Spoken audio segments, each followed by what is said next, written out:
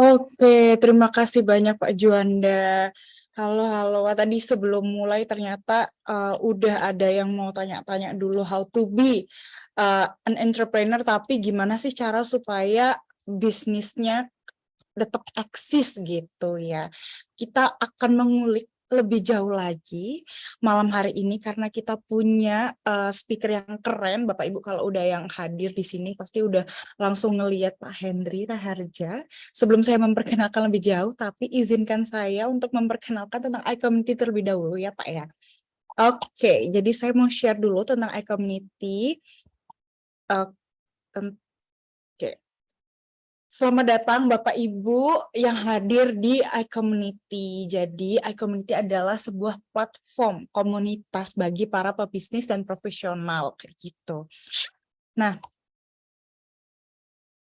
iCommunity ini dibangun oleh Pak Juanda Rovelin. Beliau adalah founder dari Kavling Solusi Digital, CMO PT Karya Anak Milenial Indonesia, certified trainernya banyak banget tentang digital marketing. Jadi beliau itu banyak banget mengisi seminar-seminar atau workshop tentang digital marketing kayak gitu. Nah, lalu apa sih iCommunity itu? iCommunity punya visi, misi, dan tagline. Visinya adalah sebagai platform komunitas pebisnis dan profesional terbesar di dunia, dengan misinya merangkul komunitas pebisnis dan profesional yang ada, menghubungkan sesama pebisnis dan profesional untuk mencapai tujuan bersama, menumbuh kembangkan nilai-nilai positif yang dapat berkontribusi dalam pertumbuhan bisnis pribadi dan masyarakat. Tagline-nya adalah Share Network, Grow Network. Tujuan iCommunity adalah mempersatukan anggota iCommunity dalam persahabatan, kerjasama, dan saling pengertian, mengembangkan semangat kolaborasi antar sesama anggota. Yang ketiga, menanamkan nilai positif dalam dunia bisnis dan profesional dan yang keempat, membangun platform bagi komunitas pebisnis dan profesional untuk belajar, bertumbuh, dan berkembang melalui banyak learning resources, business matching, dan juga referral. Nah, sebagai komunitas, kami bukan komunitas yang cuman kongko aja terus habis itu nggak ada next harus ngapain. No, kita bukan. Tapi kita sebagai platform komunitas yang punya kode etik di dalamnya.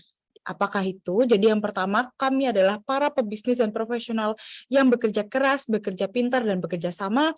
Kami mengedepankan nama baik dalam melakukan usaha dan mengutamakan kolaborasi antar sesama anggota tanpa menjadikan anggota lain sebagai target jualan ataupun berkompetisi yang tidak sehat. Nah, dan yang ketiga, kami sadar bahwa dengan berbagi relasi, maka akan memperbesar rezeki bersama. Karena itu kami siap untuk berbagi relasi atas dasar saling mendukung. Yang keempat, kami berperilaku positif dalam berkomunitas, melakukan segala aktivitas berlandaskan niat baik. Dan yang terakhir, apabila kami melanggar kode etik ini, kami bersedia untuk ditegur, diperingatkan, bahkan diberikan sanksi. Nah, itu sekilas tentang iCommunity. Sekarang lanjut aja karena sudah pada nggak sabar untuk tahu tentang Are you ready to be an entrepreneur dengan Bapak Hendri Raharja, seorang entrepreneur dan eksekutif coach. Silakan Pak Hendri, apa kabar? Baik, Bu Devin. Thank you atas introduction-nya. Oke, silakan Bapak kalau ini mau langsung kita share screen atau Bapak suka diskusi di awal.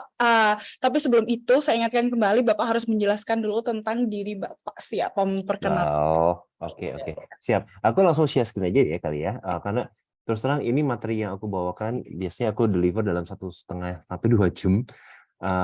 Jadi aku bakal lumayan ngebut mungkin sebentar ini. Jadi nanti anyway, ajakan aku adalah untuk teman-teman di sini ya, jika ingin bertanya silakan.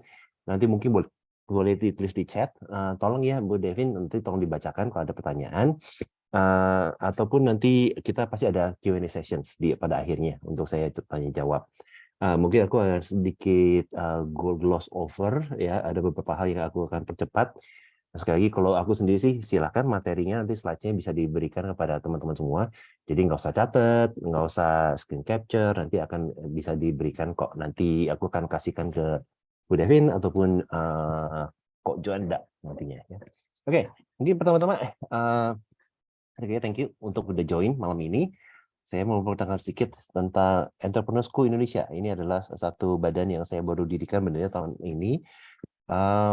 Apa sih Entrepreneur School Indonesia? Kita adalah sebenarnya official partner dan licensor dari Genius Group. Genius Group itu adalah platform edukasi entrepreneur nomor 1 di dunia. Saya terus terang baru belajar tentang Genius Group ini juga tahun lalu, tapi benar-benar sangat tertarik. Salah satu pentolannya adalah Roger Hamilton, dan aku benar-benar langsung baik terpukau banget lah istilahnya. Makanya kita ambil license-nya untuk Indonesia. Dan Entrepreneur School Indonesia ini mau menjadi your trusted learning partner to accelerate your business. Ini adalah motonya kita ataupun visinya kita. So, misinya kita adalah memberdayakan, melengkapi pengusaha dengan apapun yang mereka butuhkan dimanapun dan kapanpun. Ya, kita banyak ada tes-tes juga, nanti akan go over real quick ya mengenai tes-tesnya ini. Malam ini kita akan lebih ngomong tentang persiapan diri menjadi entrepreneur dan pengusaha yang handal.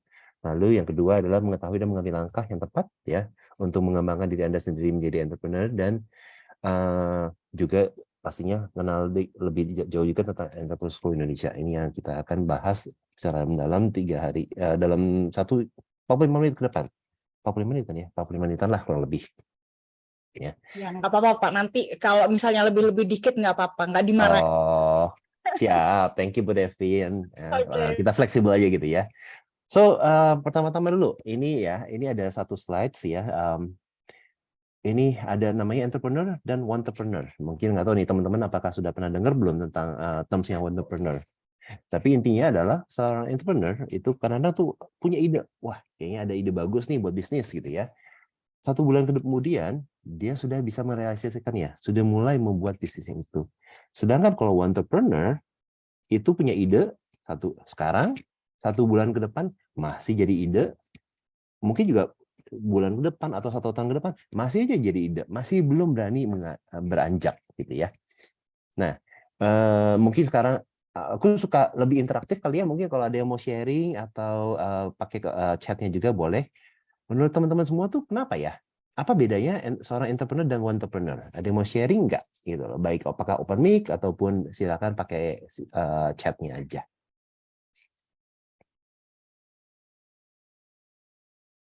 Ada yang mau sharing nggak?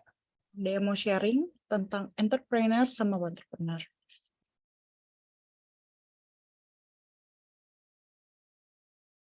Kalau entrepreneur mungkin jelas pengusaha ya Pak ya, tapi kalau entrepreneur apa nih? Saya juga baru dengar.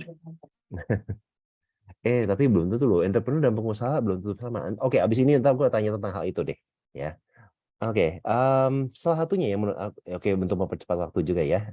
Salah satunya yang membedakan entrepreneur dan entrepreneur bagi saya adalah mindset, cara berpikirnya ataupun kebiasaan seseorang itu.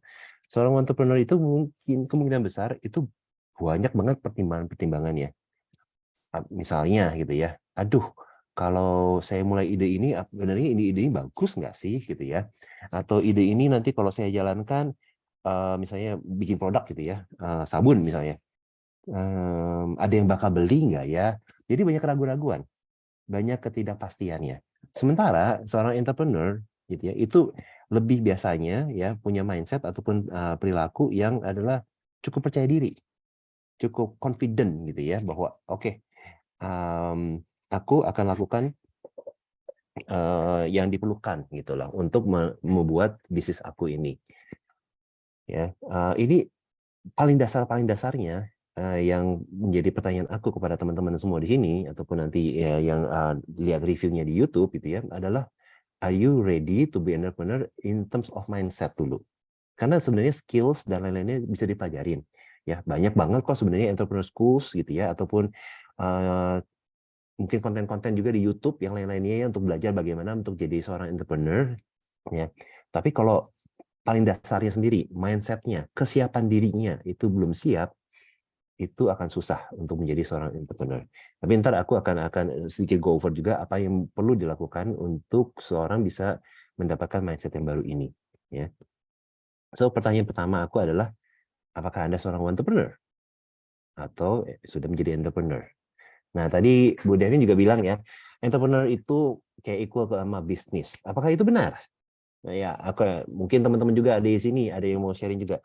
Apakah entrepreneur itu sama dengan pebisnis atau pengusaha? Ada yang mau buka suara atau ketik di chat group, silakan. Bu Devin, menurut Bu Devin apa? Tadi kok dianggapnya sama? Benar sama nggak sih gitu loh? Ini saya boleh buka Google nggak nih? Ya, ya boleh nyontek boleh kok. Ini kan bukannya tes buku tertutup gitu ya.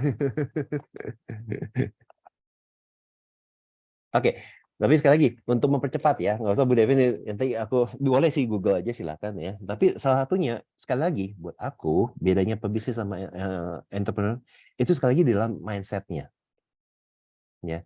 Kenapa aku selalu ngomongin tentang mindset? Karena itu buat aku itu adalah benar-benar menjadi dasarnya banget sih ya untuk seseorang ini. Pak Arjo, kalau saya tipenya yang langsung terjun ke bisnis, ide belakangan. Wah, oke, Pak Arjo, ini menarik Pak. Nanti kita akan sedikit ngomong tentang hal ini ke belakangan ya. Tapi kalau balik lagi tentang entrepreneur dan pebisnis, bedanya apa? Entrepreneur itu adalah seseorang yang punya mindset untuk memulai bisnis baru, utamanya ya. Sedangkan pebisnis belum tentu. Pebisnis itu kemungkinan hanya melanjutkan. Misalnya terus terang aku sendiri datang-datangnya adalah dari pebisnis. Karena saya ada beberapa usaha family business gitu ya, yang saya teruskan dari papa saya. Ya, jadi saya datang-datangnya adalah dari sisi pebisnis. Saya hanya meneruskan apa yang sudah dimulai oleh papa saya. Kalau papa saya dari awal emang dia adalah seorang entrepreneur karena dia dalam masa hidupnya sendiri aja usaha yang dibikin sama dia berapa banyak ya? Lumayan banyak lah. Ya, ada 2 atau 3 yang turun ke saya gitu, yang saya akhirnya kelola. Dan seorang entrepreneur ketika dia sudah menjalankan bisnisnya, sudah mendevelop bisnisnya, belum tentu akan stay ataupun se-passionate itu untuk meneruskan ataupun menjalankan roda bisnisnya. Kadang-kadang seorang entrepreneur itu kebiasaannya adalah loncat lagi, kayak loncat bajing gitu ya.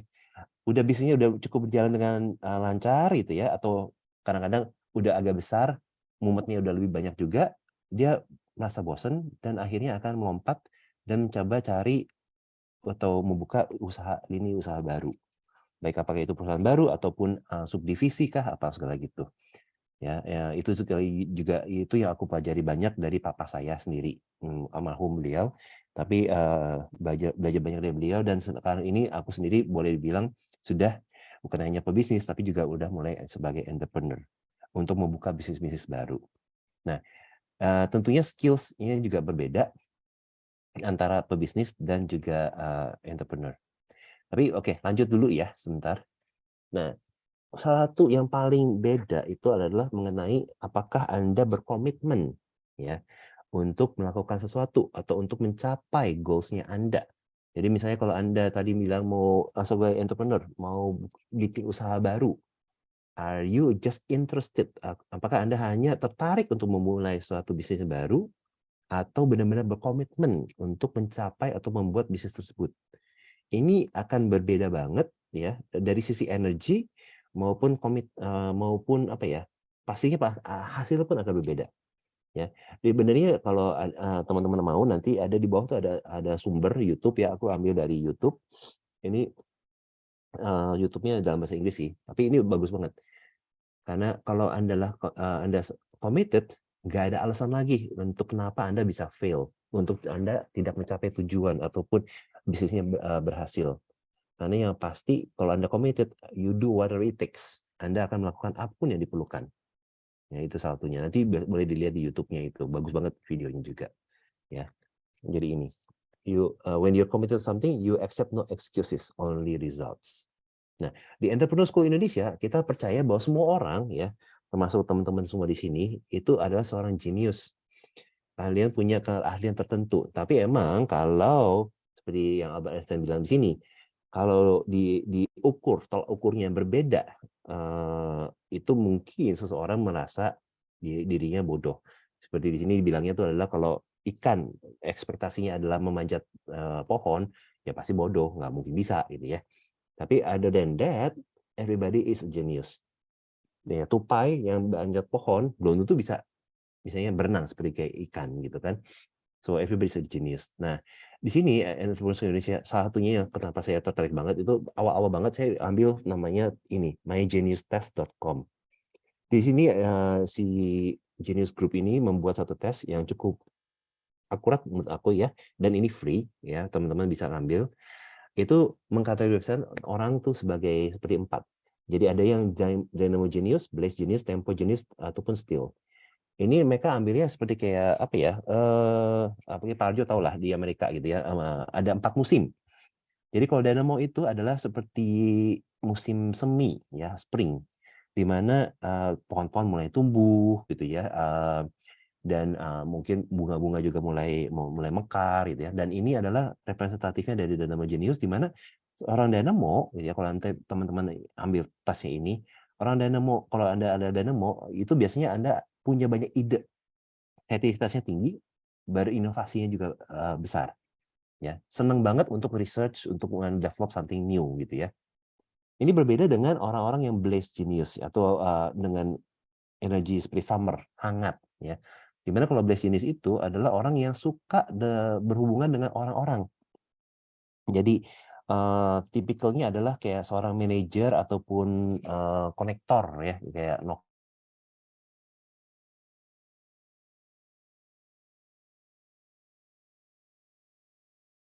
people gitu. Itu adalah Blaze Genius. Tempo itu fall gitu ya. Kalau di fall dulu, zaman dulu, apalagi misalnya di China lah, di Amerika juga mungkin.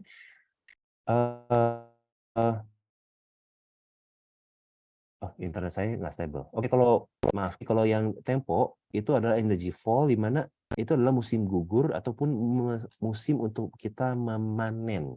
Jadi misalnya kita tadi udah growing misalnya beras gitu ya, di fall itu kita untuk memanen atau gandum. Nah, untuk tempo jenis itu adalah seseorang benar-benar pas untuk memanen ataupun menghasilkan result yang paling maksimal. Jadi dia yang paling tahu nih, dia yang paling aware, sebenarnya paling grounded sih boleh bilang gitu ya, tentang apa yang sedang terjadi di sekitar dia, sehingga dia bisa mengambil keputusannya berdasarkan observasi di sekitar dia. Nah, orang still genius itu sedikit adalah mengenai kayak musim dingin, di mana orang banyak ya, kalau di Amerika apalagi ya, aku misalnya di Michigan, keluarnya malas gitu, dingin ya. Nah, mereka kebanyakan di rumah ngapain?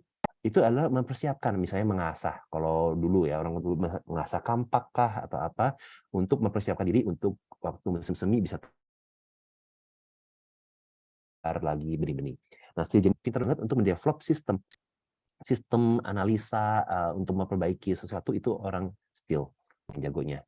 Nah, dengan ini aja sih sebenarnya, ini ada gambar-gambarannya. Jadi kalau Anda mau bekerja kalau Anda ambil tes ini dan juga berikan ke teman-teman yang lain ya, Anda sebenarnya bisa tahu nih bagaimana Anda berinteraksi kepada orang-orang lain. Ini just really quick test gitu ya, tapi misalnya contohnya, aku sendiri itu adalah still, benernya, orang still. Jadi yang aku butuhkan itu rasa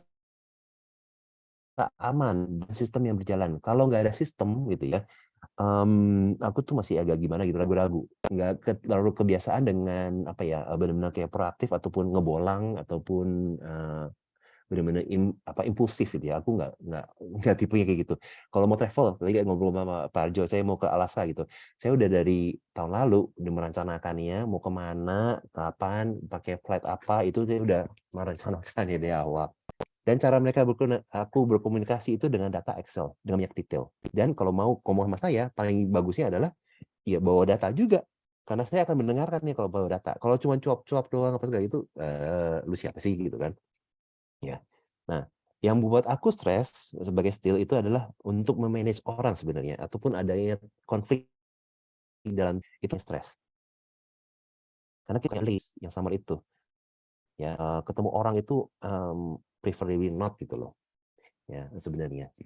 Nah, ini teman-teman bisa baca dan juga bisa nanti terapkan juga, ambil tesnya. Tesnya dalam bahasa Inggris sekarang ini. Nah, untuk berikutnya kita juga ada tes yang namanya Well Dynamics. Ini adalah perpaduannya. Jadi tes yang lebih dalam lagi, dan tapi ini berbayar, dan untuk kita mengetahui siapa sih kita ya lebih tepatnya, dan strength-nya apa yang kita miliki. Karena dari sisi Genius Group ini, dia bilang tuh bahwa kita misalnya kalau kita ada satu weakness atau kekurangan dalam diri kita gitu ya. Misalnya saya seperti tadi, saya kurang jago untuk berhubungan dengan orang-orang, atau misalnya sales, paling males. daripada saya capek-capek belajar untuk sales gitu ya, memaksakan diri yang draining energi saya untuk sales berhubungan sama orang, mendingan saya cari orang lain yang emang mereka adalah sukanya ataupun passionnya di dalam sales atau dalam managing orang gitu ya. Jadi di sini bisa dilihat formulanya di sini adalah 3 yang secara simpelnya, karena satu itu adalah misalnya saya tadi sebagai Lord gitu ya, saya perlu orang yang 2 dari Lord ke arah kanan ya, clockwise gitu, itu adalah creator. Karena kalau saya sendiri kan sukanya bikin sistem misalnya ya, optimisasi sumber daya yang tersedia. Tapi saya nggak gitu inovatif untuk membuat produk-produk baru misalnya. Nah itu adalah orangnya creator yang bisa untuk mencarinya. Jadi dalam tim saya seorang creator. Yang kedua, saya perlu deal maker juga jadi 3 lengkap dari creator, deal maker. Karena dia yang bisa juga nantinya menghubungkan kesempatan ataupun orang secara tepat. Nah, dengan senggangnya ada 3 ini dalam satu perusahaan atau satu tim, kita punya 4 energi dari semua musim yang tadi saya bilang gitu ya. Inovasi dari timingnya ya, dari people-nya ataupun sistemnya itu semua ada.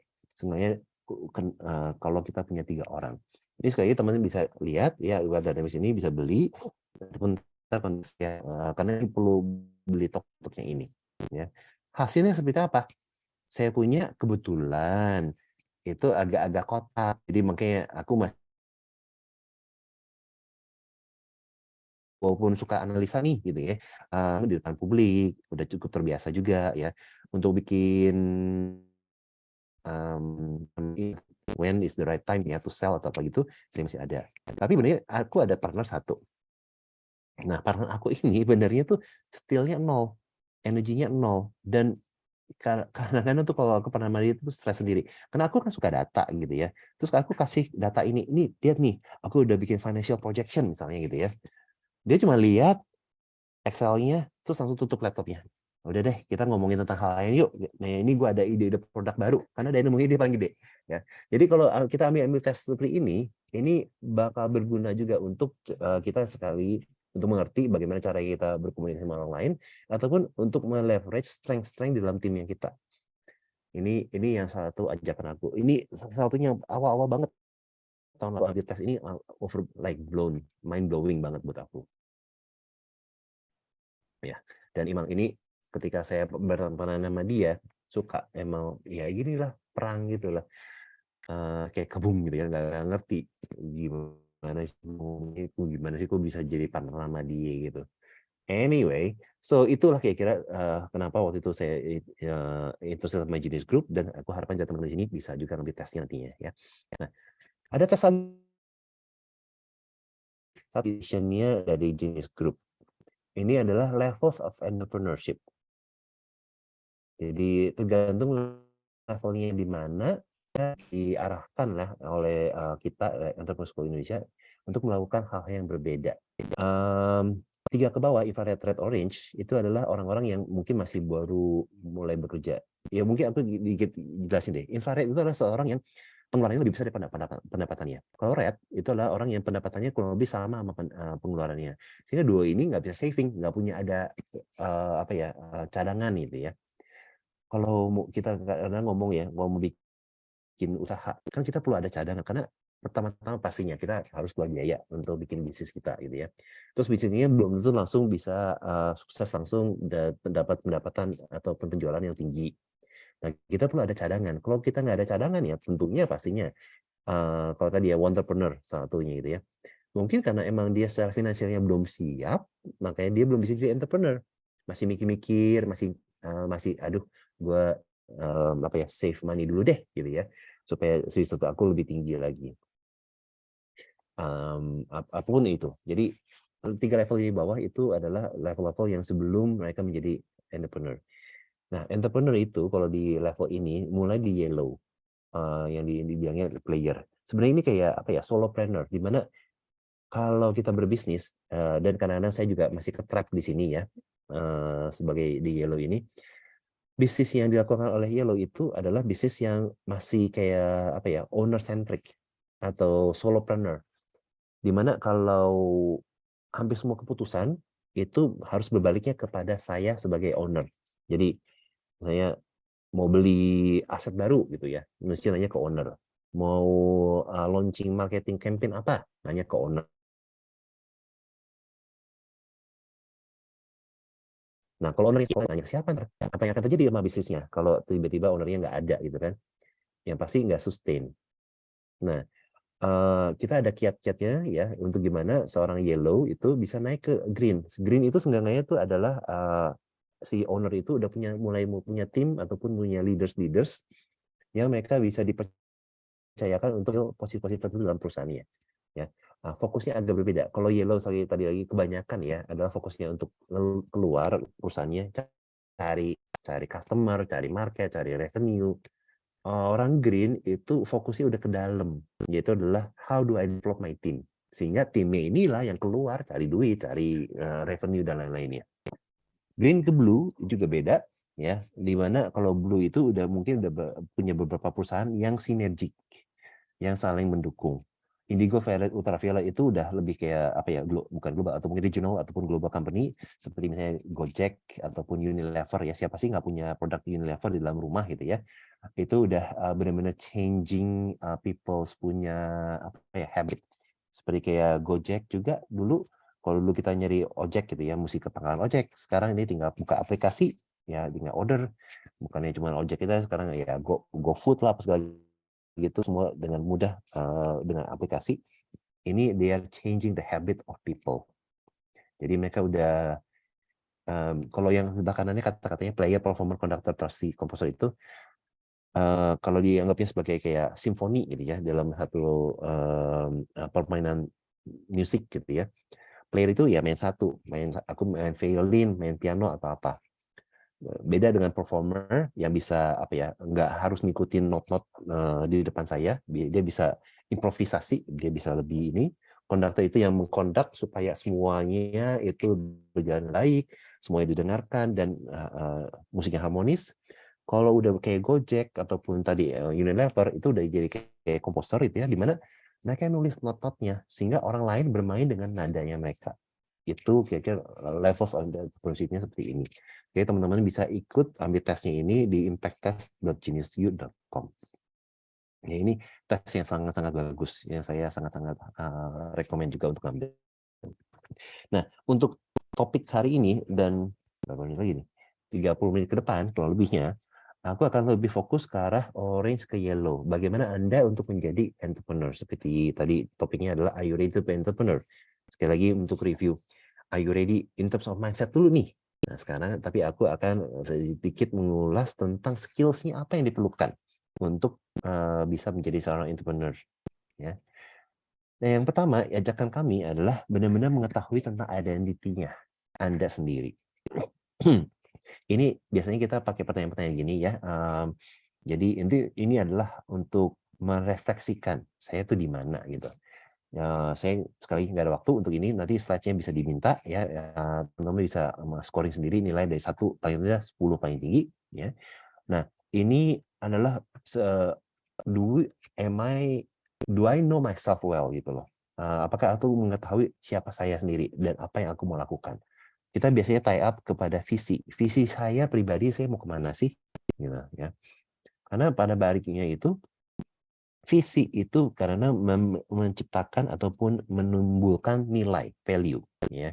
Nilai-nilai yang penting bagi kita, bagi saya gitu ya sebagai manusia dalam hidup di dalam dunia ini, itu akan kurang lebih akan menginfluence juga apapun yang akan kita lakukan. Misalnya, nilai penting bagi saya adalah tentang environment ya. Orang-orang milenial, Gen Z ke atas gitu ya, itu kan benar-benar concern ya tentang lingkungan hidup misalnya. Jadi kalau saya mau bikin perusahaan bisnis dan malah merusak gitu ya, merusak apa tuh namanya, merusak lingkungan, mungkin saya akan nggak memilih bisnis itu. Kalau nilai saya adalah ini itu betul penting misalnya. Beda juga sih dengan kalau misalnya nilainya yang pentingnya adalah duit, cuan. Ya mungkin everything goes gitu ya. Atau apapun itu. Saya misalnya maju di Lightspark gitu ya. Value-nya yang penting adalah tentang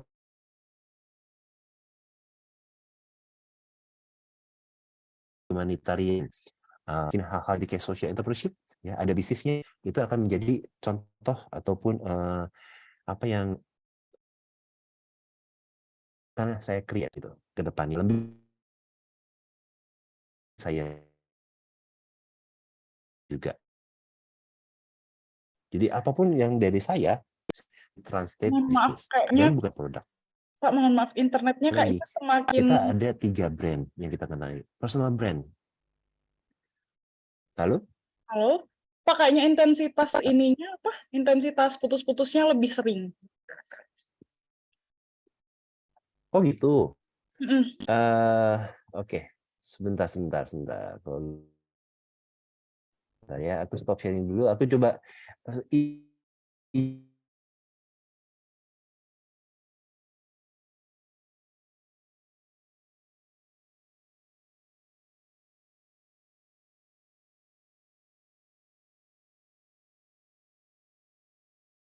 Nah, baru aja dibilang.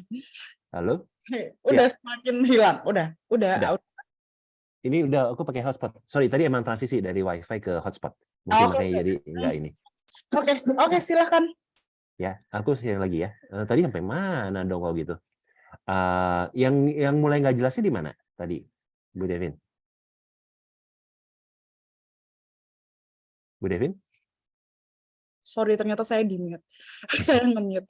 Oke, boleh di-share lagi materinya tadi? Iya. Yang mana ya? Di Yang sini. di sini.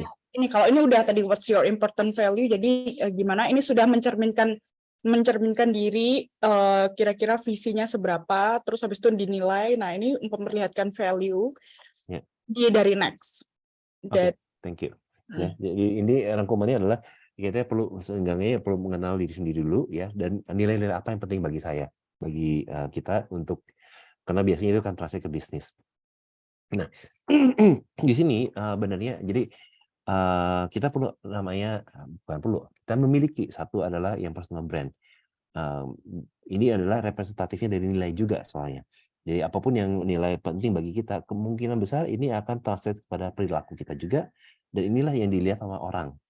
Jadi kalau saya adalah environment friendly atau lover of Mother Earth gitu ya, pasti akan tercermin dulu dalam perilaku saya, perbuatan saya, dan ini bisa menjadi satu branding bagi personal saya sendiri gitu, dikenal oleh orang lain sebagai pencinta alam misalnya.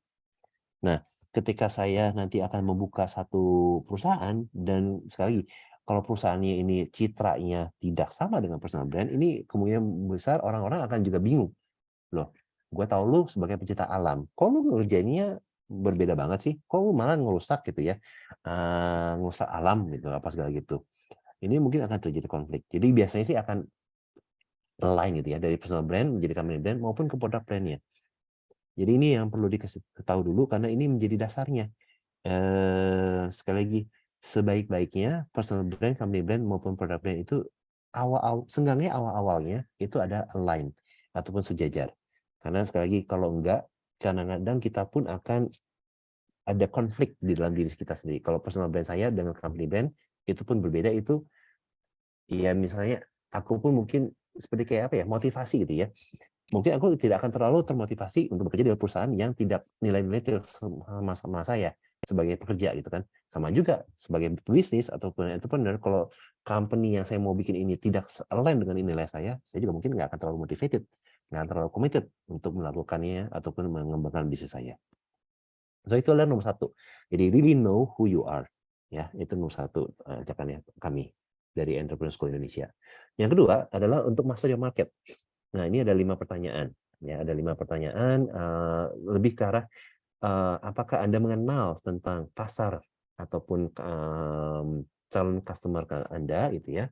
Dan juga seberapa tahunya Anda tentang potensi dari pasar tersebut. Nah, banyak orang sebenarnya itu tadi mungkin Pak, saya mungkin nyetir juga Pak Arjo gitu di sini. Kadang-kadang kita punya ide bagus, ya. Wah, kayaknya nih kalau saya bikin satu donat yang saya misalnya ini asumsi aja, donat yang rasanya pakai rasa matcha Jepang, matchanya yang paling premium dari Jepang misalnya. itu pasti akan laku, gitu ya. Karena saya suka maca misalnya gitu.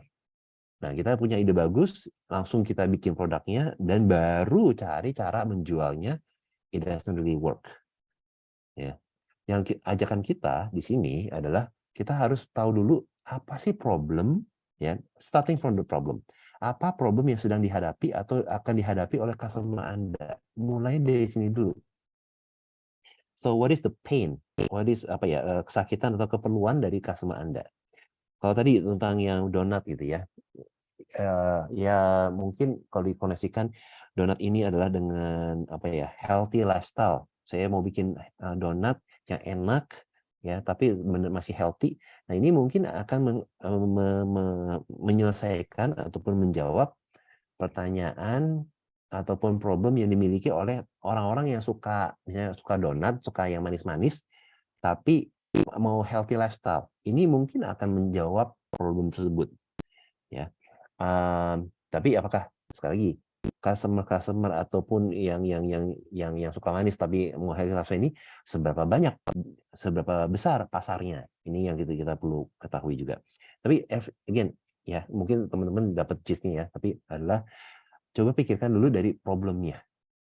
Problem apa yang Anda mau jawab? Ya. Misalnya kalau misalnya buka restoran, yang mau saya jawab adalah problemnya adalah orang mau makan dengan enak atau orang mau makan dengan harga murah gitu ya, atau Anda adalah mau orang makan di sini bisa Instagramable. Itu akan mendefinisikan bisnisnya yang berbeda-beda, ya. Makan enak, Instagramable ataupun yang murah, itu kemungkinan besar produknya ataupun ya restorannya, kafenya itu akan berbeda kelihatannya. So let's start with the problem. Ya.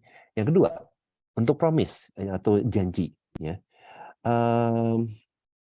Kita ini di sini biasa bilang bahwa setelah ada problem, janji kita apa nih kepada mereka? Apa yang kita janjikan untuk para customer kita yang searah dengan problemnya? Misalnya saya menjanjikan bahwa Anda, misalnya kayak tadi contoh restoran ya, Anda setiap hari ke restoran saya, pasti Anda akan bisa mengupload Instagram posting yang luar biasa, yang Anda akan dikenal oleh teman-teman Anda akan sirik tiap kali Anda datang ke restoran saya.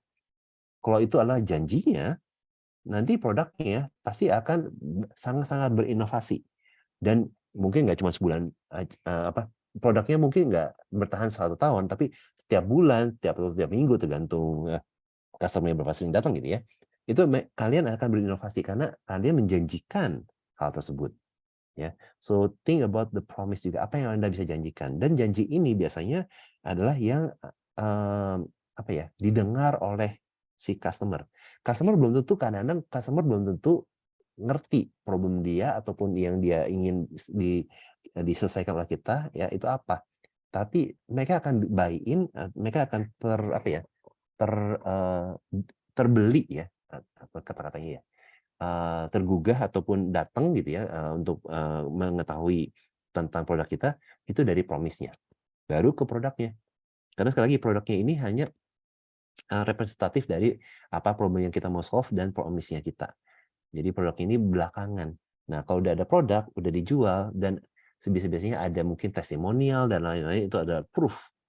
Nah, proof-nya ini juga perlu dikembangkan.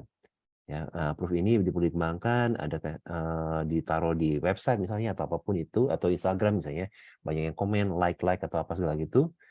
Ini akan satu cycle. Dan ajakannya adalah let's think bigger. Ya, purpose-nya apa? Kenapa saya membuka cafe ini? Kenapa saya mau menjual produk-produk yang misalnya Instagramable? Ada nggak greater purpose-nya? Tujuan lebih besar, tujuan lebih mulia di belakang kenapa saya melakukan bisnis ini? Sekali lagi, untuk generasi yang Z atau milenial ini, sekarang mereka lebih bukan hanya lihat produknya doang, tapi melihat purpose-nya juga di belakang perusahaan itu. Ya, kalau belakangnya itu misalnya restoran itu, saya promise atau purpose-nya adalah saya akan juga memberikan makanan-makanan kepada para pemulung ataupun homeless di sekitar restoran saya gitu ya. Mungkin generation Z atau milenial akan lebih wow, oke, I'll prefer to buy from you daripada restoran-restoran lain. Walaupun mereka problem atau promise-nya tetap bisa di-deliver oleh kompetitor Anda. Tapi karena Anda punya purpose yang lebih besar, mungkin Anda yang akan dipilih oleh mereka. Ya, jadi 5P ini sangat penting kalau di Entrepreneur School Indonesia. Ya, ini yang salah satu yang key dari kita ini. Nah, ini contohnya nih, ya. Kalau kita sendiri, ini contoh benar-benar contohnya Entrepreneur School Indonesia. Salah satu kita bikinnya namanya customer avatar atau contoh customer apa sih kita. Nah, ini misalnya David gitu ya. Ini adalah dia punya bisnis baru gitu ya, tapi dia mau ngembangin omsetnya dan lain-lainnya. Kita juga ada misalnya Pak Erik. Pak Erik ini kayak saya gitu loh, family entrepreneur, family business yang dia baru diterjunkan oleh papahnya masuk. Dan mungkin banyak resisten dari manajer-manajer tuanya yang dulu ngikutin papahnya, kenapa gue harus ngikutin Lucy gitu ya misalnya, dan lain-lainnya. Itu akan ada 2 segmentasi customer yang berbeda, problemnya yang mereka hadapi atau mereka mau cari solusinya juga berbeda. Nah, ini yang kira-kira hal-hal yang bisa kalian coba pikirkan, bagaimana Anda mendefinisikan customer-nya Anda. Dari situ baru masuk ke tadi janji apa yang bisa diberikan gitu ya. Kalau misalnya oleh kami Entrepreneur School Indonesia adalah percepatan pola bisnis, peningkatan bisnis, bakat profesionalnya dan ekosistem. Ya, dari sini baru masuk ke produk. Nah, kalau Entrepreneur School Indonesia sekali lagi ini bukan jualan ya, tapi ini cuma contoh aja bahwa kita mulai dari yang free product. Jadi perkenalan, mungkin seperti malam ini juga saya mau ngomong kepada teman-teman semua sini adalah perkenalan, ya, atau assessment tools yang tadi yang jenis tas yang tadi saya ngomongin depan, itu adalah perkenalannya supaya membuat trust, membuat kepercayaan bahwa oh ini bagus nih, Entrepreneur Indonesia ternyata bagus, atau ya ini iCommunity ternyata bagus, teman-temannya berbobot, kelas-kelasnya yang diberikan juga sangat variatif dan sangat membantu untuk bisnis. Pasti Anda akan lanjut lagi. iCommunity ada apa lagi sih? Entrepreneur School Indonesia nawarin apa lagi sih? Nah, kita ada misalnya workshop, lalu ada group mentoring, intensive entrepreneur camp, maupun sampai ke private coaching. Ini kurang lebih ya kita harus build trust-nya dulu, pelan-pelan naik ke atas dari low value products ataupun malah free sampai ke high value products. Ya. Ini perlu ada progression-nya dan perlu ada mapping-nya dan customer journey-nya seperti apa, itu kita perlu pikirkan juga. Nah, yang ketiga adalah monetization moments. Jadi jangan waste time. Time is money, kata orang bilang gitu ya. Jadi apakah Anda sudah optimisasi waktu yang Anda miliki untuk membuat revenue bagi perusahaan Anda? Ya. Ini utamanya adalah tentang perencanaan, penjualan, dan lain-lainnya sih. Nah, sebelum itu mungkin aku akan ngomong juga, kita kadang-kadang perlu tahu juga, apa sih condition of success? Kapan kita akan merasa kita udah sukses? Karena kadang-kadang kalau kita nggak mendefinisikan ini dari awal dengan partner-partner kita ataupun kita sendiri gitu ya, kita akan kerasanya tuh, aduh kenapa ya gue nggak sukses melulu, kenapa goals gue tuh nggak nyampe melulu, dan pada akhirnya orang bilang katanya ya suka stres sendiri jadinya. Ya gue masih jauh banget deh dari apa yang gue mau gitu ya. So definisikan condition of success-nya kalian di awal dan yang bisa tetap menarik ya, yang kanan bawah kalau dilihat menarik, jelas dan terukur. Ini perlu kalian definisikan. Kalau ini contohnya untuk Entrepreneur School Indonesia. Ya, kita menjadi market leader di entrepreneurship education Indonesia dan lain-lainnya. Karena ini akan penting untuk kalian tolak ukurnya dan mengukur seberapa jauh kalian udah melangkah, seberapa dekatnya kalian kepada goals ataupun suksesnya Anda. Ini untuk nge-review ya both sides sih. Kalau masih jauh, oke, what else do I need to do gitu kan? Kalau aku jalan ke depan dan lebih udah ada progression, apakah kita emang udah naik lah misalnya dari angka 5 menjadi angka 6, angka 7 bulan ke bulan, atau kita tetap di angka 5 terus, something wrong. We need to do something else. Makanya sebaik-baiknya adalah ada condition success yang terukur dan jelas. Nah, biasanya teman-teman semua juga di sini mungkin adalah ini atau ya funneling gitu ya. Untuk cari customer ataupun untuk dapetin satu sales itu dengan funnel, yaitu misalnya dengan awal-awalnya adalah creating awareness lewat cold email, kalau mau sampai cold email ya, cold email, Facebook, Instagram Ads, apapun itu untuk menarik seseorang ya.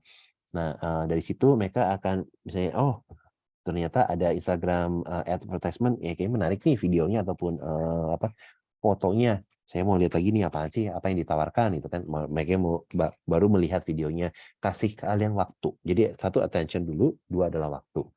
Dan dari sana mereka kalau bisa mereka akan jump kepada trial, mencoba. Tengahnya masuk ke website kan, kalian kah, ataupun mencoba produknya. Kalau restoran misalnya coba cookies yang saya bikin misalnya gitu ya, sampai akhirnya mereka akan benar-benar menjadi paying customer, membayar sesuatu kepada Anda. Dan setelah jadi customer, apa yang akan Anda lakukan lagi? Jadi funnel ini itu kalau ibaratkan kayak apa ya, net atau jaring yang tangkap kupu-kupu gitu ya. Kalau Anda bayangkan kupu-kupu itu customer-nya gitu ya, Anda punya jaring nih, ya itulah funnel ini. Kalian sekarang ini mungkin ada beberapa teman di sini kerjaannya adalah ya ini, ngejar kupu-kupunya pakai jaring ini. Jadi kemana-mana cukup capek lah boleh bilang untuk mengejar dan menangkap kupu-kupu dengan jaring ini. Dan kadang-kadang soalnya kupu-kupunya tuh ini nggak unlimited, cuma satu atau dua di dalam itu. Ajakannya adalah kalau kita lihat dari sisi yang berbeda, bagaimana kalau kita bukannya capek-capek menangkap kupu-kupu, tapi kita create sebuah ekosistem, create sebuah community, atau create kayak kalau dalam kupu-kupu tuh create taman, satu garden yang banyak bunga-bunganya, sehingga kupu-kupunya datang sendiri. Kita nggak harus capek-capek ngejar-ngejar pakai net, pakai jaring itu. Biarkanlah kupu-kupunya datang sendiri dengan kita menciptakan satu environment di mana mereka akan datang dengan sendirinya. Itu adalah tujuannya ya, sehingga kita nggak usah capek-capek, mereka udah ada kok, tinggal ya dengan gampang kalau mau pakai jaring ya pakai jaring lah, dengan gampang udah dapat beberapa kupu-kupu langsung gitu, daripada kita harus kejar-kejar kemana-mana. Nah, Entrepreneur School Indonesia juga mengajak adalah bikin satu value cycle ataupun sebagai siklus air, di mana kalau udah mendapatkan attention ya, dan dapatkan waktu dari si orang-orang yang lihat website kita ataupun Instagram kita, itu mereka benar-benar diarahkan untuk bisa menjadi prospek, mencoba ya, atau ikut misalnya workshop seperti hari ini, sehingga mereka bisa menjadi customer, membayar sesuatu bagi kita. Dan jangan lupa adalah customer ini jangan ditinggalkan. Setelah mereka menjadi customer, deliver the best possible experience kepada mereka. Ya, pengalaman yang luar biasa sehingga mereka tidak akan melupakan pengalaman yang mereka dapatin ketika mencoba service ataupun produknya Anda, dan mereka yang akan secara otomatis menjadi fans, dan mereka sendiri yang akan ngomong-ngomong ke orang lain. Ini loh, gue baru ikut iCommunity. Ini loh, gue baru ikut Entrepreneur School Indonesia. Luar biasa nih workshopnya, kontennya, pembelajarannya. Yuk, ikut lagi yuk gitu loh. Mereka sendiri akan bantu kita mencari orang-orang, followers yang lain-lainnya itu. Jangan dilupakan tentang customer kita ini. Ya, ini value cycle-nya gitu. Jadi karena sekarang Entrepreneur 5.0 itu udah kita harus bermain high tech and high touch. Genius Group sendiri sekarang udah benar-benar masuk ke AI. Kita malah ada AI bot gitu ya, untuk learning journey segala gitu tuh kita langsung ngobrol ke AI. Backgroundnya ChatGPT gitu ya, tapi udah di-tailored untuk membahas tentang produk-produknya dari Genius Group sendiri gitu. Nah, kita harus ngikutin lah zaman sekarang ini dengan AI segala gitu. Ini adalah satu slide juga bahwa nggak gampang ya untuk kita melanding satu customer. Kadang-kadang untuk satu customer ini kita perlu 10 prospek, 10 orang yang cobain tadi ya, misalnya asumsinya restoran dulu deh, paling gampang soal makanan. Coba sampel makanan kita, baru satu mungkin yang masuk ke restoran kita untuk beli kue satu utuh gitu ya. Untuk dapetin 10 orang yang lewat atau bisa kita kasih sampel makanan kita, perlu 50 orang mungkin yang seenggaknya memberikan kita waktu, seenggaknya mungkin datang ke restoran kita gitu ya. Dan untuk dapat 50 orang yang datang ke restoran kita itu perlu ada mungkin 100 orang yang tahu bahwa restoran kita ada. Restoran kita tuh menawarkan produk-produk seperti apa gitu. So really create your monetize your moment. Your moments are precious. Setiap kali Anda put Facebook ads ataupun Instagram ads, it cost you money. Ya, sometimes nggak terlalu banyak, tapi tetap aja is money gitu ya. So really value and really try to create buat satu pathway gitu ya, di mana Anda terjamin dari 100 followers ini bisa jadi 50, bisa 10 dari satu customer itu, dan Anda dapetin. Kalau nggak, time wasted. Time dan money wasted. Nah, ini beda-bedanya level dari entrepreneurship. Jadi kalau Anda mau bikin bisnisnya yang one to one on one gitu ya, satu customer aja, tentunya highly customization gitu ya, mungkin harga produknya juga akan lebih tinggi. Ini akan berbeda dengan kalau Anda mau pengen bisnisnya adalah bisnis yang menjual kepada 10.000 customer ya, yang paling atasnya. Karena mungkin customisasi yang Anda bisa berikan itu udah dikit, mungkin average price-nya akan turun ya, tapi ya volumenya kalian naik ya. Nah, untuk jadi dari level 1 ke level 5 ataupun malah lebih tinggi lagi gitu ya, itu diperlukan strategi yang berbeda untuk mendapatkan customer. Dan ajakan aku sih sebenarnya mulai dari satu dulu deh. Kalau emang Anda udah belum punya sama sekali, belum punya bisnis dan lain-lain, sebenarnya cari dulu satu orang yang mau beli produk Anda dan lihat komentarnya apa. Baru mulai pikirin 10. Jangan langsung mulai mau mulai bisnis itu langsung mikirin aku mau bisnis aku yang 10.000 dan langsung bikin advertisement plan dan lain-lainnya untuk yang 10.000 customer. Satu aja pun belum proven. Satu customer aja yang benar-benar paying gitu ya, benar-benar membayar produk Anda pun belum ada, belum pernah Anda lewati, belum ada yang tadi yang proof gitu ya, belum ada satu testimonial segala gitu, akan susah gitu. So start slow dari level 1 baru naik ke 2, 3, 4, 5. Itu ajakannya. Dan yang pastinya untuk customer ini kalian perlu set target revenue. Mulai dari revenue, target saya revenue mau berapa. Sehingga dari situ, kalau tahu average cost of produknya, average sales revenue per produknya saya berapa, saya tahu mesti berapa customer, mesti berapa prospek, mesti berapa community, mesti berapa followers yang saya perlukan supaya hit my revenue target. Ya. So, jadi pikirkan target yang dikendaki, putuskan, dan baru monitor pencapaiannya. Itu kurang lebih yang bisa saya sampaikan ini malam ini. So untuk membangun value cycle ini apa yang perlu dipersiapkan sekali lagi mulai dari 5P-nya dulu ya. Mulai dari 5P-nya. Your problem, your promise, product, proof, dan purpose-nya juga. Ya. Itu mulai dari situ dan create the marketing plan trackable ya, yang bisa terukur, yang bisa Anda cari cara flow-nya, funnel-nya gitu ya, ataupun value cycle-nya. Kalau bisa udah bikin value cycle-nya, bikin itu sehingga Anda bisa membuat sesuatu bisnis yang berkelanjutan. Itu mungkin dari saya. Thank you.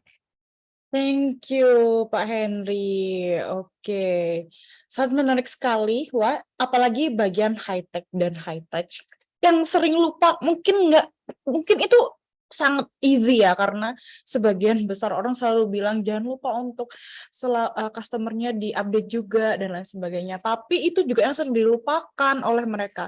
Padahal kita lupa bahwa dengan kemajuan teknologi saat ini semakin banyak produk-produk yang bidang yang sama dengan produk yang berbagai macam juga dan variasi juga yang bisa menarik perhatian orang lain gitu. Oke, langsung aja kita masuk ke sesi tanya jawab nih. Boleh Bapak Ibu yang mau tanya langsung raise hand atau mau langsung di komen. Langsung tanya. Langsung. Gue takut Bro, tadi kan ya. banyak tes-tesnya tuh. Itu tesnya bayar apa gratis? Nah, itu paling temen tuh. Waduh, lu kan kayaknya udah pernah ambil tesnya deh. Yang Well Dynamics itu, yang Well Dynamics berbayar. Ya, sisanya yang impact test maupun yang genius test itu gratis kok. Tinggal masuk aja ke website-nya. Nah, yang gratis-gratis dicoba dulu teman-teman. Boleh aja gitu loh. Ya, dicoba aja ya. Tadi apa sih linknya? My Genius Test. Aku lagi ngetik nih di chat. investors.com. Itu kalau nggak salah yang pertama, sama lupa jadinya. Bentar, ngintip-ngintip dulu. Tadi mana ya? Tapi itu juga menarik sih Pak. Jadi apa namanya, mau tes juga keberbedanya Pak. Tadi saya kayaknya yang merah deh. Jangan dong, Nah, tes. mesti naik dong. Jangan cuma di situ doang. Ya, impacttestgenius.com. Ini aku tulis juga WhatsApp aku ya, boleh ya? Boleh, Ya. boleh. Jadi kalau impact test itu benar ada token, bisa free sih, tapi dia akan nanya token, kontak saya aja nanti kalau mau untuk itunya. Dan kalau tertarik untuk yang dynamics, sekali lagi itu emang lebih komprehensif gitu ya. Itu emang sekali berbayar, aku harus jual tokennya kepada kalian. Bisa beli di website, cuma lebih mahal, $97 kalau nggak salah. Oh, jadi nanti kalau mau, itu kayaknya penting banget deh buat ngetes juga partner kita seperti apa, dan akhirnya untuk ngeklopingnya barengnya gimana sih solusinya. Mungkin karena misalnya kayak kita lihat, aduh dia kok nggak kerja sih, kok dia gini-gini. Tapi kita tahu padahal dia kan yang bagian creator, misalnya kayak gitu. Iya, Ya kan? iya. Oke, ini Pak Arjo udah tanya ini, kebetulan di kolom chat. Bagaimana caranya membuat skala bisnis semakin luas, tapi biaya operasional tetap rendah? Ini kayaknya pertanyaan semua orang ya, pengennya tuh yang beruang, tapi modalnya nggak ada ini, atau operasionalnya rendah. Gimana caranya? Wah itu sulit. Gimana nih Pak? Ya buat aku sendiri sih ya, tentunya tergantung apa ya, line bisnisnya. Pak Arjo boleh sedikit aku tanya dulu, ini industri apa atau bisnisnya apa? Atau ini general question aja? Iya, jadi mungkin sebagai contoh retail lah, karena itu yang paling mudah. Jadi kalau retail, misalkan kalau restoran itu kan ada yang memperpanjang jam buka, ada yang menambah menu, itu memperpanjang menu, ada yang membuka cabang, tapi itu kan semuanya kan ada biaya operasionalnya kan, dan itu kadang-kadang juga besar gitu. Jadi gimana caranya supaya tetap kecil gitu, seperti waktu awal-awal baru buka bisnis, tapi skala bisnisnya membesar gitu. Iya. Oke, jadi mau pakai contohnya dari F&B atau mau pakai contoh dari Ya, industri boleh apa? lah, restoran lah, mungkin yang paling gampang dan paling mudah dibayangkan. Oke, jadi kalau dari sisi restoran Pak, terus terang kebetulan keluarga aku juga di dalam lini restoran. Aku juga pernah buka restoran waktu itu di Shanghai, di China, tapi nggak sukses sih, susah. Itu untuk apa ya, neken biaya operasional. Salah satunya oke, berapa hal sih. Kalau restoran, ini mungkin aku review dikit. Restoran komponen biaya paling besar itu di luar pada rental restorannya sendiri, ya. Itu adalah biasanya gaji karyawan maupun cost of goods sold-nya ataupun bahan-bahan bakunya untuk restoran, ya. Jadi biasanya more or less mungkin industri lain juga hampir sama sih. Rental untuk lokasinya kalian, cost of goods sold-nya, biaya-biaya untuk bahan bakunya, dan juga biaya orang. Untuk mengurangi biaya orang itu bisa dengan otomasi. Jadi kalau dibayangkan aja sih, intinya kalau seperti sekarang ini restoran Indonesia di Indonesia apa ya? Intinya apa ya? Kalau bisa disistemisasi ya. Jadi kayak itu apa namanya tuh, namanya Satya Senayan. Satya Senayan itu mereka punya central kitchen misalnya. Jadi hampir semua makanan-makanannya itu udah terset, terbaku di central kitchen-nya. Tinggal dikirim pada cabang-cabangnya untuk nantinya mereka apakah dipanaskan ataupun ya kalau satenya tetap dipanggang lagi sih, dipanggang lagi baru disajikan. Itu akan mengurangi biaya operasional. Nah, dan satu lagi juga kalau di hal-hal seperti itu mengurangi biaya chef. Jadi ke koki-koki itu benar cukup mahal, cukup tinggi ya gajinya. Apalagi kalau mungkin di Amerika ya Pak Jo ya. Jadi di mana yang bisa disistemisasi ataupun distandarisasi itu akan mengurangi biaya-biaya tersebut. Ini untuk biaya orang ataupun human resource atau human capitalnya kita. Nah tadi sebutnya juga adalah mengenai cost of goods sold-nya ataupun bahan bakunya. Tentunya bahan baku ini pasti kita selalu ngomongnya tentang procurement. Bagaimana kita caranya untuk mencari bahan baku substitusi kah atau apapun itu yang biayanya pasti lebih murah. Ini adalah challenge-nya semua bisnis ya. Cari sumber yang selalu akan menjaga kualitas, menjaga rasa kalau dalam restoran, tapi lebih murah dan lebih murah terus-terusan. Ya, itu satu. Dan kalau tadi location, kalau untuk restoran utamanya kebanyakan location. Nah, restoran sendiri pun udah berevolusi ketika pandemi. Misalnya ada ghost kitchen, nggak perlu ada restorannya, pakai aja Grab gitu ya, ataupun GoFood langsung dikirim ya. Jadi dia nggak perlu nyewa di mall yang cukup mahal. Pengalaman aku dulu waktu di sana juga, aku untungnya duitnya berapa itu masuknya ke landlord, ke pemilik mallnya soalnya. Ya, tapi dulu waktu itu belum ada kepikiran untuk ya ada kayak GoFood dan lain-lainnya waktu dulu. Nah, itu juga jadi dengan begitu satu yang ajakannya adalah pikirkan juga apakah ada apa ya mekanisme ataupun cara-cara lain untuk nge-reduce porsi yang fixed cost-nya ya. Jadi lebih fokuskan kepada variable cost ya. Variable cost kadang-kadang mau nggak mau ya mesti keluar gitu ya, karena untuk menjual satu produk pasti ada variable cost-nya itu, tapi fixed cost-nya itu di-reduce. Kalau restoran sekali lagi tentang mungkin rental location dan lain-lainnya, ataupun usaha-usaha lain itu mungkin investasi mesin gitu ya, mesinnya nggak usah dibeli tapi sewa aja mesinnya, ataupun pakai central ya, bukan central kitchen tapi nebeng ataupun OEM misalnya ya, kalau mau OEM ke pabrik-pabrik lainnya, itu untuk mengurangi biaya operasionalnya pada akhirnya gitu. Nah, untuk membuat skala bisnis makin luas ya pastinya satu lagi adalah asumsi aku nih ya, skala bisnis makin luas itu adalah customer makin banyak gitu ya. Karena sebenarnya ini ada beberapa definisi tentang skala bisnis semakin luas. Customer lebih banyak, ya pastinya kita perlu satu adalah reach. Bagaimana kita reach kepada customer ini. Sekali kalau restoran contohnya gitu ya, mungkin dengan dia lebih terkenal, ada advertisement ataupun rasa yang enak, mereka pasti akan dikejar juga dimanapun itu. Walaupun saya aku di Jakarta Selatan, restoran di Jakarta Utara, di PIK gitu ya, aku juga kadang tetap ke PIK untuk makan makanan Chinese yang di Pancoran PIK itu waktu itu, misalnya gitu. Itu akan men-attract people. Tapi di luar pada itu, ya perlu pikirkan juga bagaimana caranya kita udah mulai sekarang zamannya otomasi, boleh bilang industrial revolution gitu ya. Industrial revolution kita adalah masuk ke sekarang udah berapa ya? 5.0 ya sekarang Ju ya. Di Iya. mana sekarang salah satunya yang paling utama adalah bukannya hanya dari sisi kalau internet industrial revolution 4.0 itu adalah tentang internet ya, tentang computing gitu ya, memudahkan. Sekarang adalah customization dan juga logistiknya. Bagaimana kita bisa create high product, high value kayak tadi ya, high touch, high value products gitu, di mana orang-orang tetap akan mengambilnya dan mereka akan menyukainya. Itu kita akan bisa mengembangkan potential customer kita juga jika kita bisa menawarkan hal-hal tersebut. So think about apa yang terjadi di dalam dunia ini untuk masuk ke apa yang dibawa di Industrial Revolution 5.0 dengan adanya sekarang AI begini juga gitu ya. Kalau ngomong tentang AI itu paling gampangnya adalah chat function gitu ya, dengan apa namanya large language modeling, customer service misalnya. Kayak sekarang ini aku misalnya AirAsia gitu, mau ganti tiket kan masih mesti lewat Ava ya.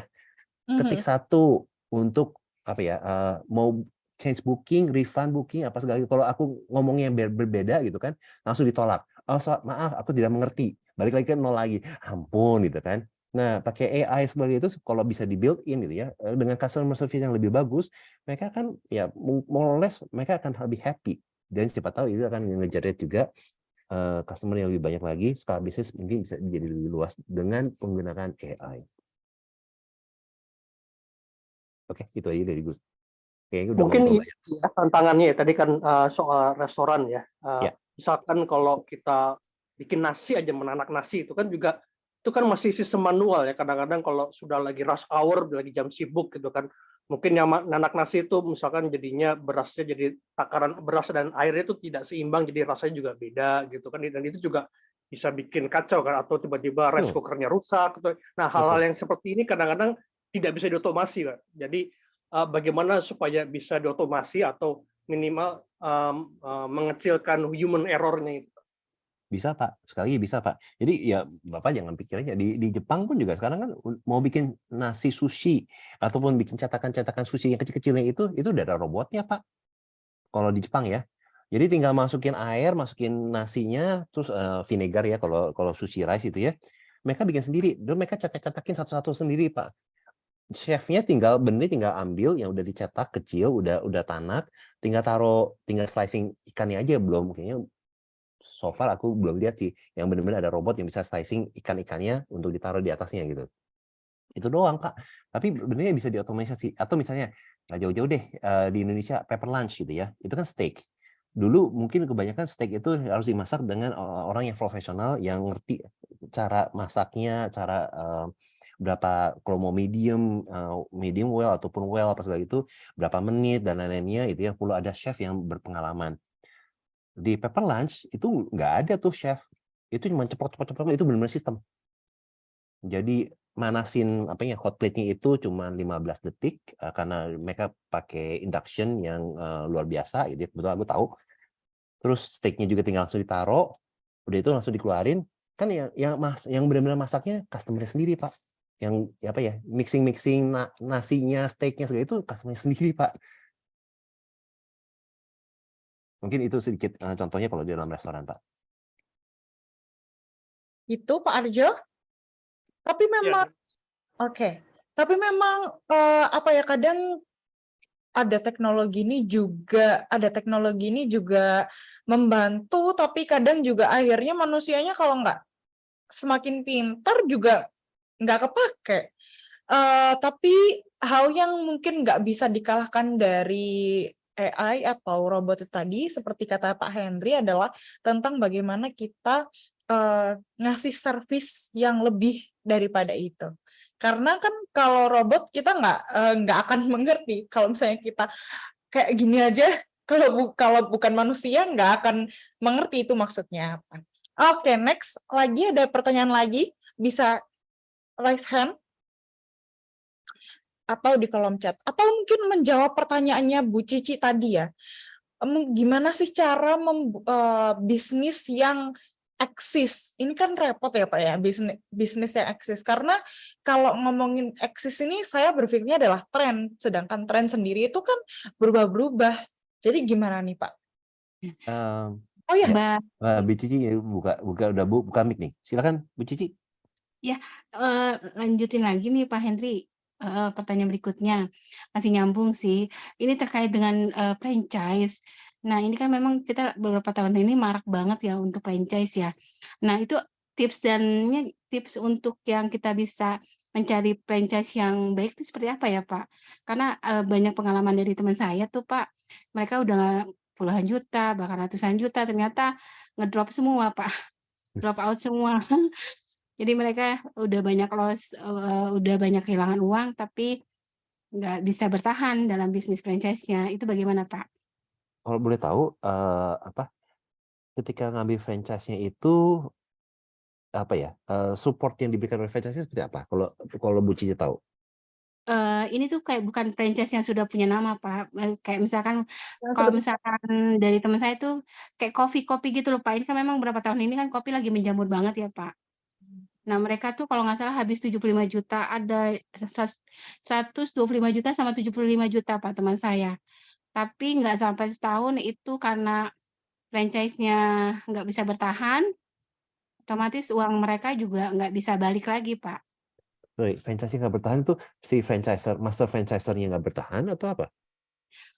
Perusahaan franchise-nya itu. Perusahaan Artinya induk? Iya. Perusahaan induknya? Iya, tutup. Oke.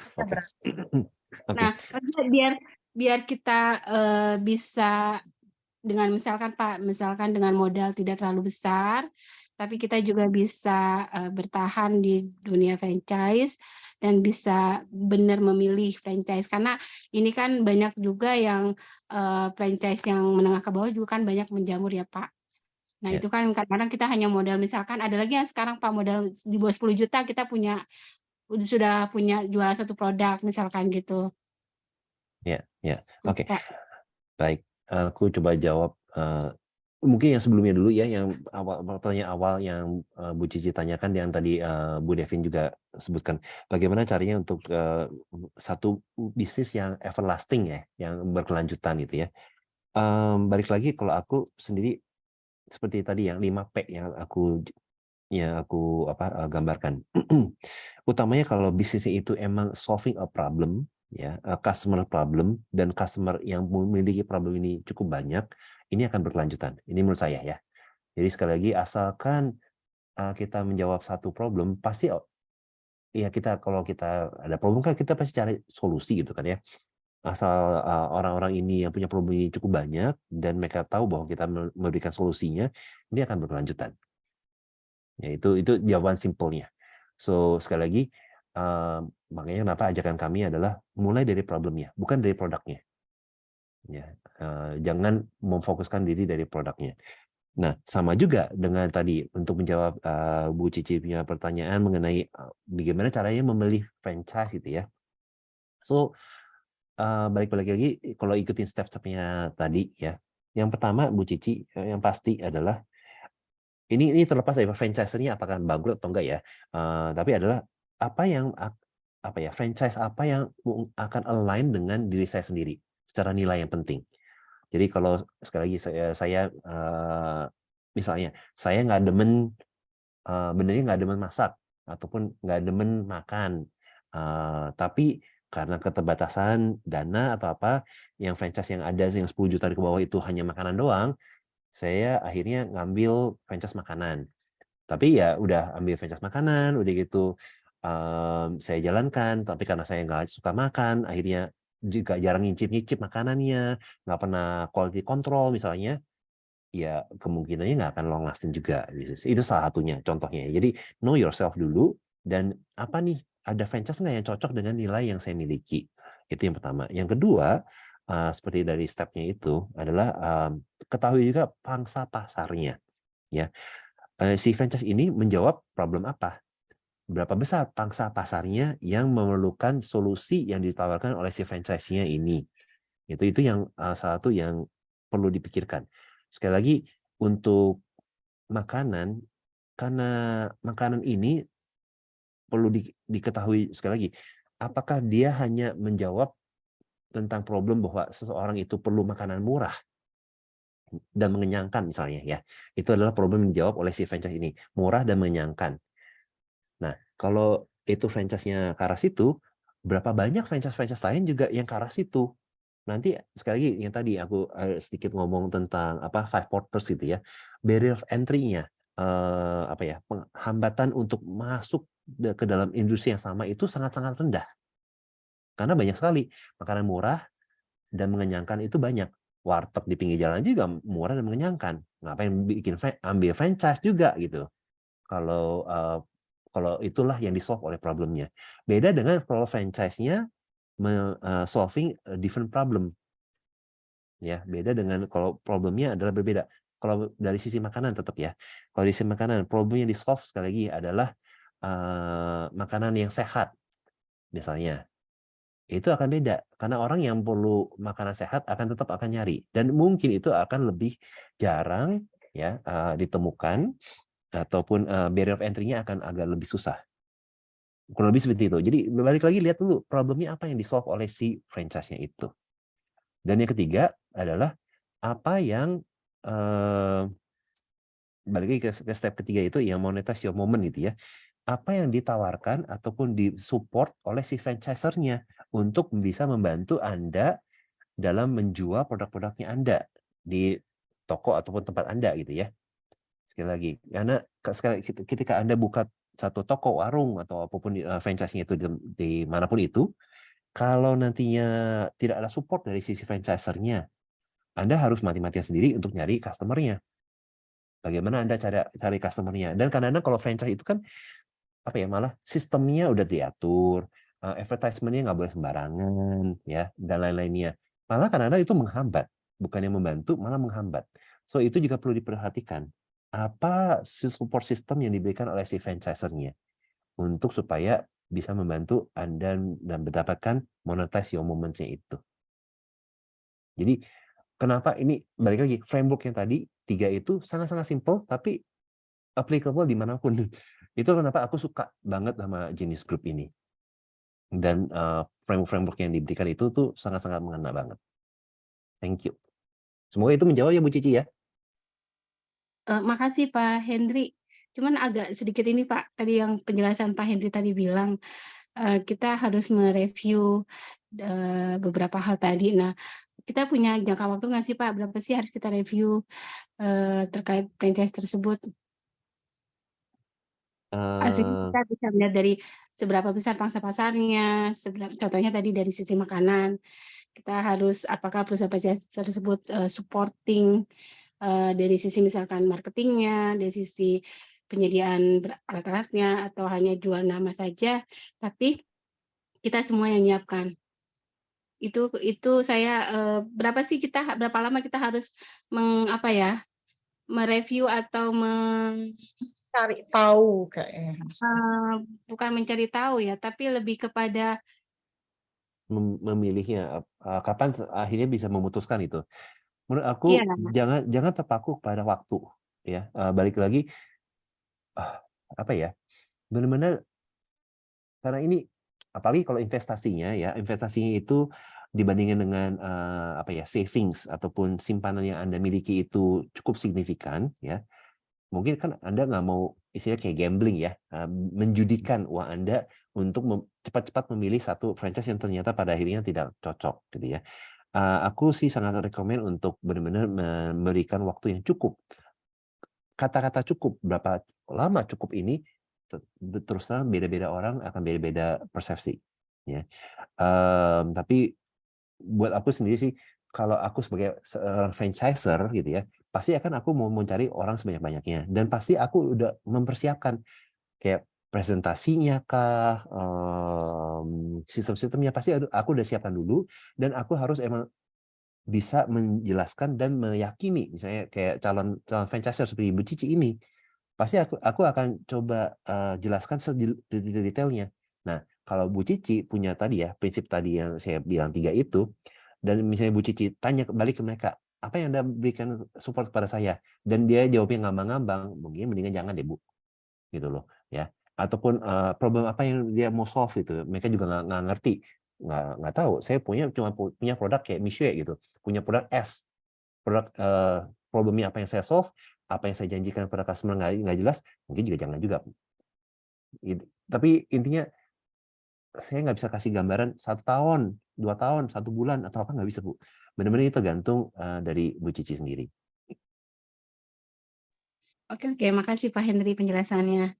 Ya itu tergantung dari gimana kita yakinnya terhadap franchise-nya itu. Karena memang sekarang tuh ini sih Pak Henry, banyak banget franchise yang kayak udah tinggal 5 juta aja atau 10 juta aja, kayak kita bangun usaha sendiri aja uang segitu nggak bisa bangun apa-apa kecuali kalau buat pop ice gitu misalnya kan. Tapi bener Mbak Devi. Nah, jadi apa sih yang membuat kita harus yakin? Kayaknya harus memang tadi benar. Kita harus tanya, Bu, gitu. Kita harus jadi interrogator gitu, yang tanya-tanya. Nah, ini gimana? Ini kok bisa gini? Terus apa?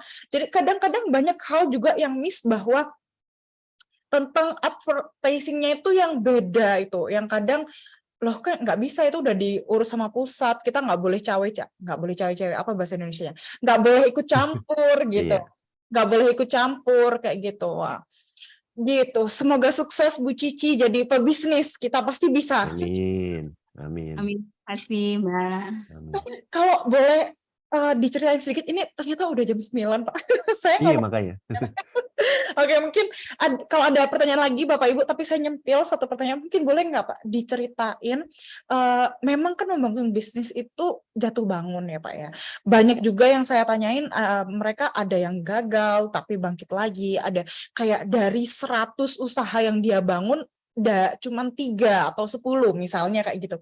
Nah, tadi Bapak cerita tentang buat resto atau F&B di China itu. Nah, terus habis itu kan gagal atau kurang berhasil. Nah, mungkin boleh nggak diceritain sedikit buat pembelajaran aja buat kita, meskipun beda wilayah, tapi bisa nambah insight. Baik.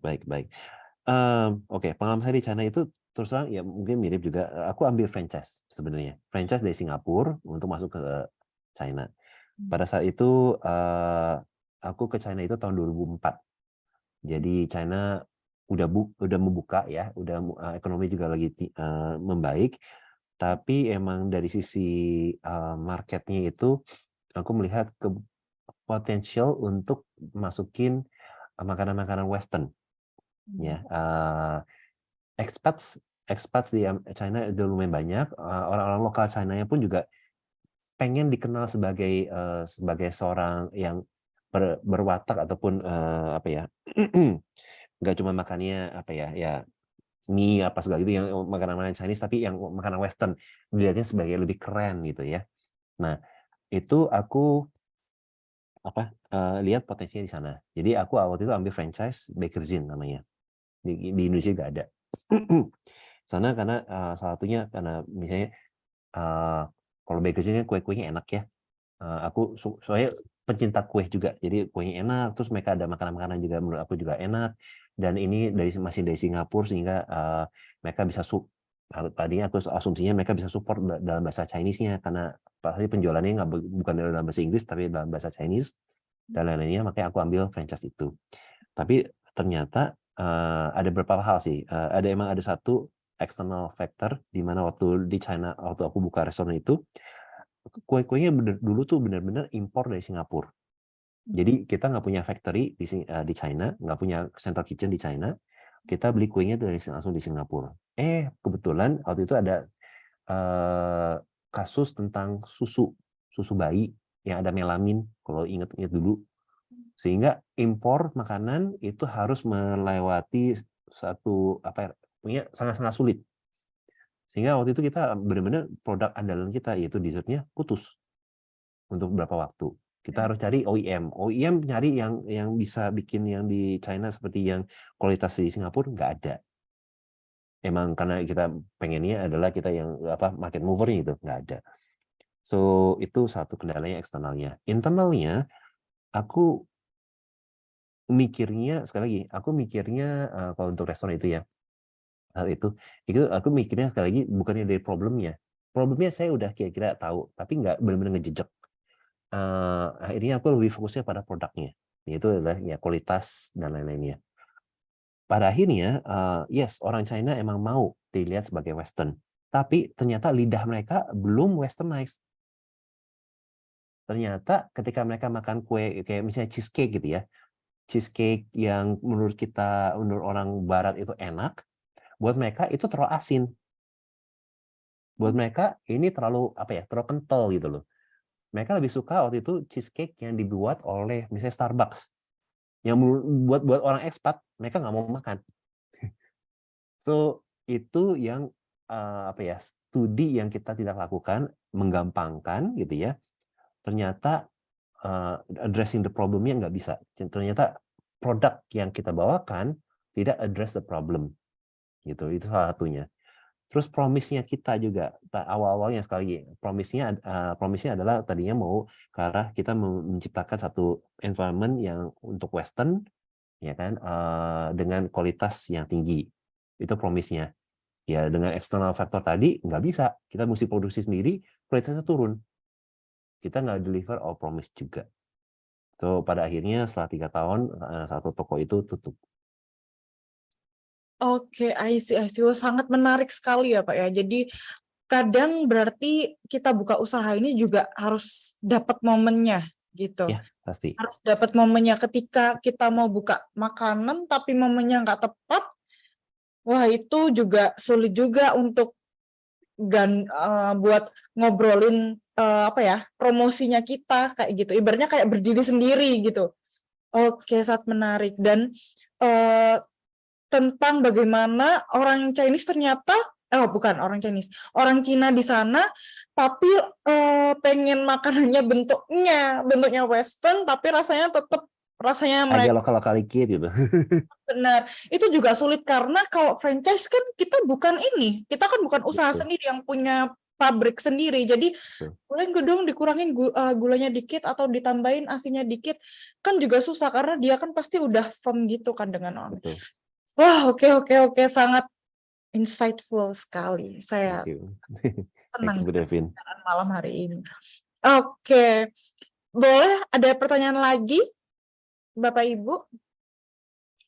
Kalau belum, mungkin kita bisa tutup. Nanti infonya di WA WA Pak Henry Raharja di 0813 83 00 3211. Iya. Ada kontak lain, Pak? Ya, benernya ini aku ada slide endingnya sih. Ini boleh jualan-jualan tipis ya. Tapi ini Boleh. ada Boleh admin, soalnya ada admin saya.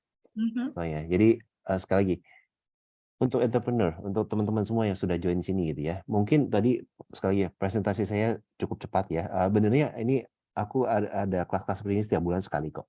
Jadi kalau mau bulan depan September pasti nanti pantengin aja Entrepreneur School Indonesia punya Instagram ya. Bisa ikut kelasnya yang sama. Dan kita ada beberapa sesi sih. Are you ready to be entrepreneur seperti ini? Ataupun biasanya ada masterclass lainnya. Nah, boleh selalu ya teman-teman juga di sini. Kalau aku mungkin agak slow jawabnya, kontak ke Ina. Ini nomor teleponnya 0813 3439 3014. Ini adalah adminnya dari Entrepreneur School Indonesia dan siap menjawab pertanyaan apapun yang kalian miliki mengenai Entrepreneur School Indonesia ataupun materi-materi yang saya sudah sampaikan. Ina bisa membantu Anda. Gitu. Ini ada QR code-nya juga. Dan sebenarnya tadi ya 3 step tadi yang saya jabarkan secara singkat dan cepat, kita ada namanya Micro School, Entrepreneur Micro School. Ini 3 hari ya, 4 jam per harinya. Dan benar-benar kita akan ngebahas satu persatu dan kita akan memberikan waktu juga untuk coaching kepada para pesertanya. Jadi benar-benar ngedapetin tuh identify your identity, master your market dan lain-lainnya itu kita akan guiding one by one sehingga Anda benar-benar siap ya untuk mengetahui diri Anda sendiri, market pangsa marketnya seperti apa, bikin customer avatarnya seperti apa, sampai ke promotion plan-nya sebaiknya seperti apa.